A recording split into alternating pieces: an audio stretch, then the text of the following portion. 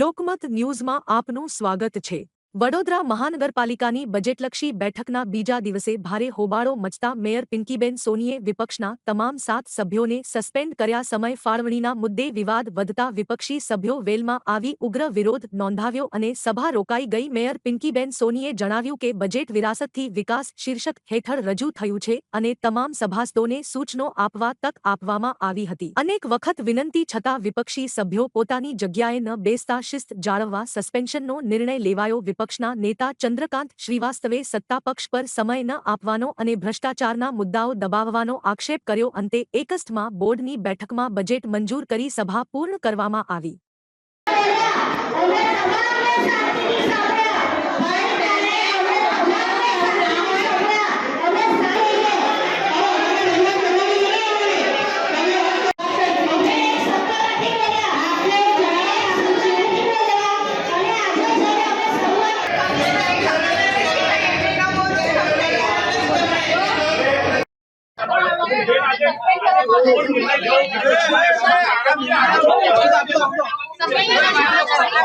जानिए छे के वडोदरा शहरना विकास माटे विकासलक्षी बजेट जे विरासती वारसा सुधी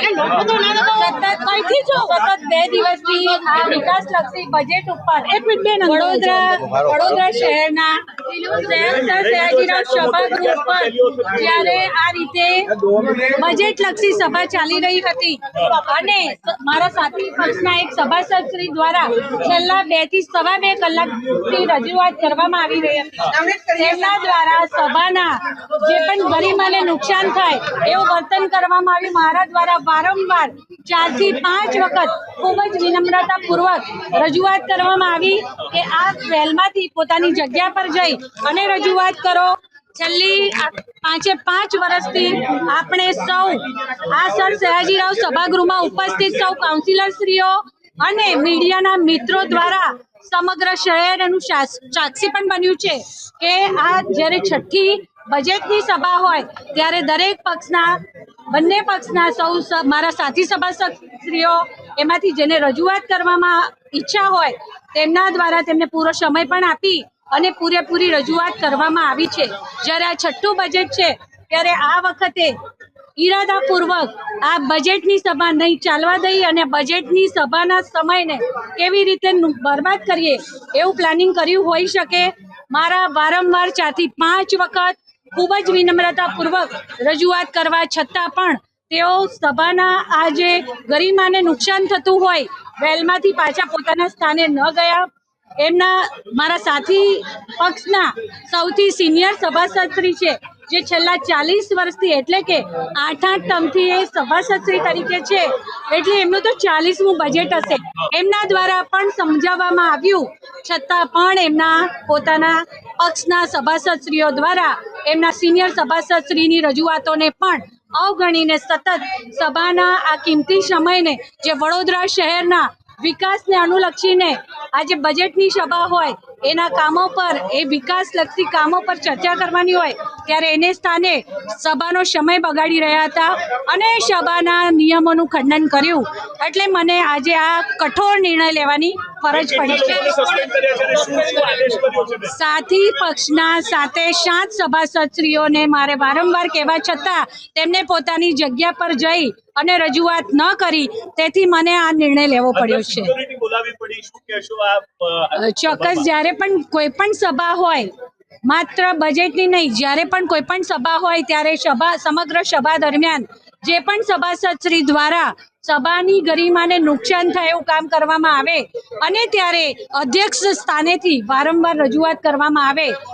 આપણે સૌ જાણીએ છીએ તેમ કે 1 વખત 2 વખત 3 વખત હું બોલી પણ છું 4 થી 5 વખત ખૂબ જ વિનમ્રતાપૂર્વક મેં 7 સભાસદશ્રીઓને સાથી પક્ષના 7 સભાસદશ્રીઓને ખૂબ આગ્રહપૂર્વક વિનમ્રતાપૂર્વક એ ચોક્કસ આગળ આગામી સમયમાં જોઈશું। આજે બજેટની સભા હતી તે કામો હાથ પર લઈ અને સભા પૂર્ણ થયેલ છે। આગામી સમયમાં જે પણ સભા હશે એની જાણ આપ સૌ મીડિયાના મિત્રોને ચોક્કસ કરવામાં આવશે। આજે બજેટની સભા પૂર્ણ કરી છે કામો હાથ પર લઈ અને આ બજેટની સભા કમ્પ્લીટ કામો લઈ અને પૂર્ણ કરવામાં આવી છે। હું આપને પૂછવા માંગુ છું તમને અહીંયા લોકશાહી દેખાય છે? તમે ચોથી જાગીર છો. આ સભાની અંદર આમના સભાસદો 3-4 કલાકની 5-5 કલાક બોલતા હતા જ્યારે કોંગ્રેસનું શાસન. હોશિયારી કર્યા વગર ભાઈ જાતું. અને સવાલ એટલો જ છે કે કોઈ બોલતો હોય તો એ ક્રિટિસાઇઝ ના હોય. તમે જો સાચું કામ કર્યું હશે તો પ્રજા જુએ જ છે ભાઈ. તમારે 150 રૂપિયાની સિસોટી 3200 જો સપ્લાય કરવાની હોય ત્યાંથી 150 રૂપિયાની 3200 સપ્લાય કરો. દરેક જગ્યા તમારા ભ્રષ્ટાચારના નમૂના હોય. મને તો અચંબો લાગે છે કે આ લોકોનો સાનો ગુમાન છે. ભ્રષ્ટાચાર કરે છે એનો, એ લોકોના કામ નથી કરતા એટલો. આટલા વર્ષોથી બેઠા છે લોકોને ગંદુ પાણી પીવડાવે છે. એનું શું કામ કર્યું છે એવું બતાડો. સવાલ એટલો જ છે કે પેલા સંજયનગરની ઝોપડપટ્ટી 2 વર્ષમાં પૂરી કરવાની હતી, આજે 10 વર્ષ થઈ ગયા. પેલા લોકો અમને તો કરવા દો ને. આટલું તો સત્યાનાશ કરી દીધું છે કોર્પોરેશનનું. સર સયાજી ગાયકવાડની નગરી જ્યાં સુંદર લોકો બેસવાતા હતા ત્યાં કોરોનો કાર્પેટ લગાડી ગંદી હવા આપે છે. એક જગ્યા સારી નથી ત્યાં ભ્રષ્ટાચાર ના કર્યું હોય. એ ભ્રષ્ટાચાર છુપાવવા માટે, એને દબાવવા માટે, અમને નહીં બોલવા દેવા માટે આ બધા કાવતરા છે, બીજું કંઈ નથી.